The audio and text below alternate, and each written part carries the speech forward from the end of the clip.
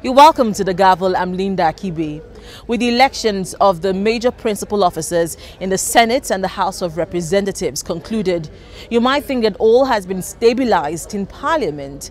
But a storm is brewing in the National Assembly as some aggrieved members of the APC have resolved to take the matter of the emergence of the principal officers to court. But the APC, the party, has come out to say that it recognizes Senator Bukola Saraki and Honourable Yakubu Dogara as the Senate President and the Speaker of the House of Representatives. But this internal wrangling has not stopped the principal officers from jumping into legislative work. The Senate President and the Speaker of the House of Representatives have been meeting with different stakeholders in the country. They met with members of civil society organizations where both leaders set the agenda for the 8th Assembly. Members of the Nigerian Civil Society Situation Room meeting with the Speaker of the House of Representatives, Honourable Yakubu Dogara. While congratulating the Speaker on his election, the convener of the group says they want to put several legislations before the House. One of our biggest disappointments, Mr. Speaker, was seeing the National Assembly pass 46 bills in 10 minutes. I'm not quite sure the record of the timing. But it is important for us that given that there are 4 years, some of these bills that did not pass in the 7th Assembly, we are asking, Mr. Speaker, that they are prioritized and passed within the next 12 months. Mr. Speaker, we also believe that the issue of improved transparency and accountability in government is very, very important. The 7th Assembly was very proactive in addressing several issues related to accountability, including very famously, Mr. Speaker, the issue of subsidy and the scam that was prevalent in that regime. We urge the National Assembly, the House of Representatives, to ensure that its oversight responsibilities are robustly pursued to eliminate the opaqueness and indeed the lack of transparency and accountability in government.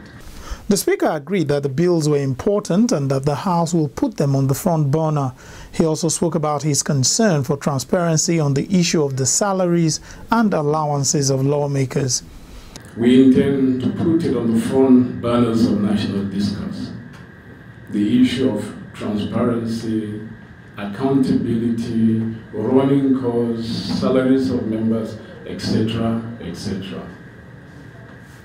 And that is because it is an issue that has led to negative perception of this institution by the generality of our people. And we want to change that perception. The Speaker further clarified the plans of the House as regards the Petroleum Industry Bill when he met with officials of the British High Commission.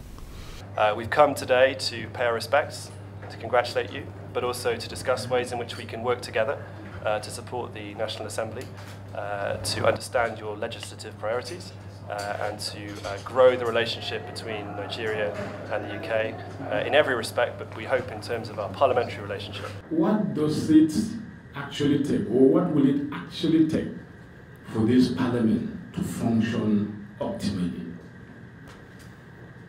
And before we arrive at that, we must leave our prejudices aside and conduct a thorough study, a holistic study that will lead to a finding. And we want to place that in the hands of our brothers in the civil society organization. So I'm glad to report that this time around, bills like the PIB, bills like the Constitutional Amendment Bill, which was very critical, will not have to be commenced de novo. We will just polish it and refer it, transmit it again to the principal, to the president, for his assent, and if he fails to assent within the constitutional time limit provided for such assents, then we as legislators will be at liberty to recall the bill and, if need be, override the assent and then pass it into law.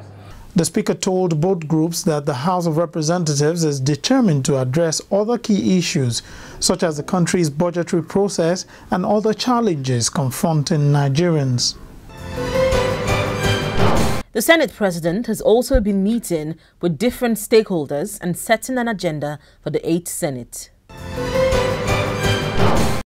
An audit report done by the Nigeria Extractive Industries Transparency Initiative, NATI, between 1999 and 2011 revealed a total revenue loss of $9.8 billion to the Federation.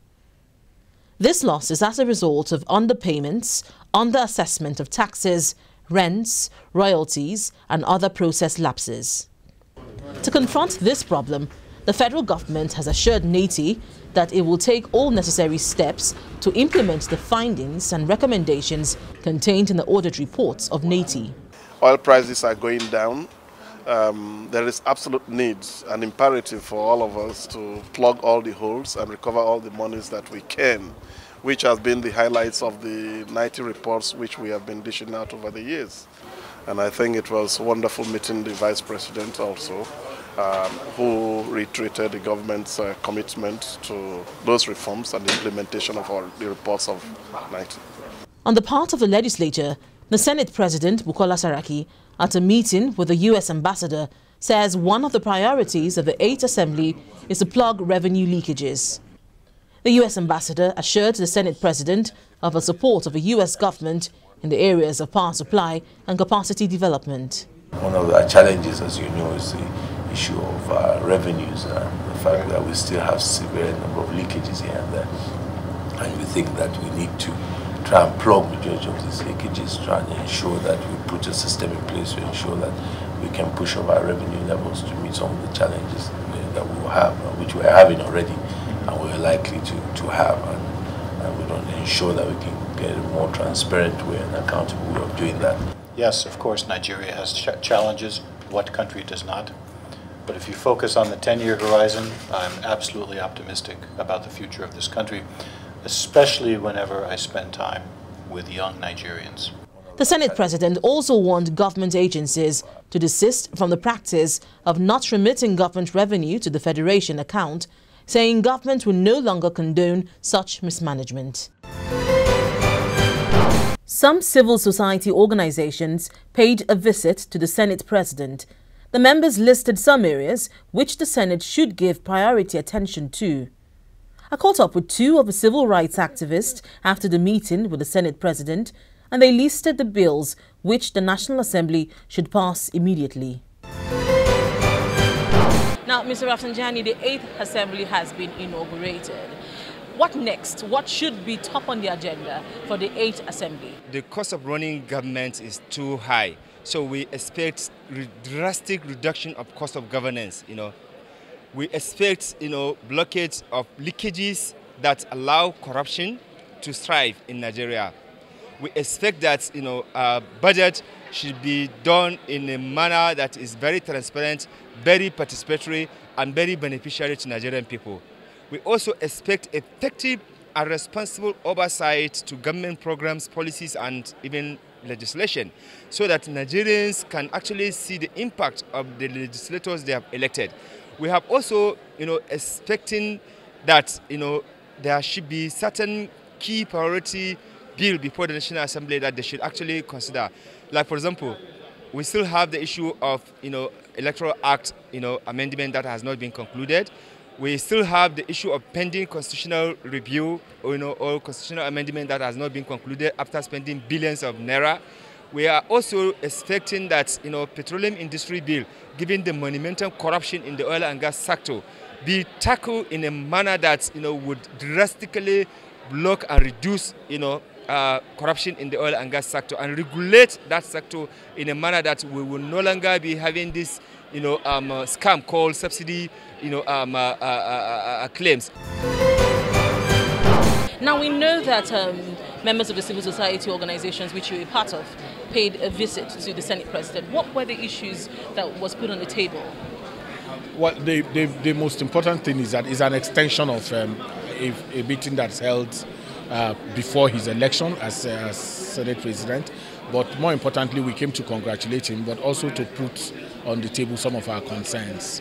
Our most important concern would be the humongous amount of money that was put into ensuring that we amend our constitution, and that didn't see the light of the day. We think that the 8th National Assembly must fast-track the process of ensuring that the resources that we expended does not go down the drain. Secondly, we also think that the Senate should be statesmanly enough to pass the PIB. That is very important for us.